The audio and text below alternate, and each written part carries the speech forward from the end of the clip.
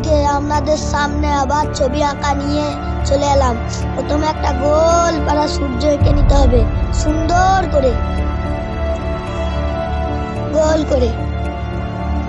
সূর্য আঁকা হয়ে গেলে এবার তার চারিপাশে সব কালার করে রুল দিয়ে ঘষে ঘষে কালার করে দিতে হবে, পুরো এইরকম সেম ভাবে এইরকম করে কালার করে দেওয়ার পর নিচে একটা সোজা ভাবে দাগ টেনে দেবেন, সোজা খেরা বেগলে হবে না, সুন্দর করে। আবার তার নিচেও ডবল দাগ, গোল পাড়া করে তার মাঝখানে একটা এরকম গোল কুয়োর মতো, এই গুহার মতো এরকম কালার করে দিতে হবে দাগটা।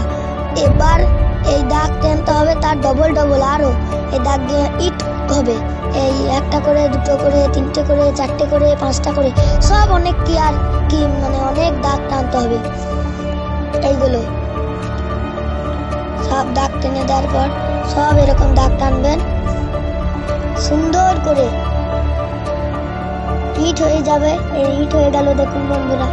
এবার এখানে একটা বেড়া করতে হবে, তিনটে ছোট ছোট দাগ দিয়ে ফুটকুনি ফুটকুনি ওপরে মাথায় দিয়ে, আবার দিয়ে এইখানে দাগগুলো ফুটকুনি দিয়ে এনে একটা বাড়ি হবে সুন্দর ভাবে, অত দেখাতে পাচ্ছি না।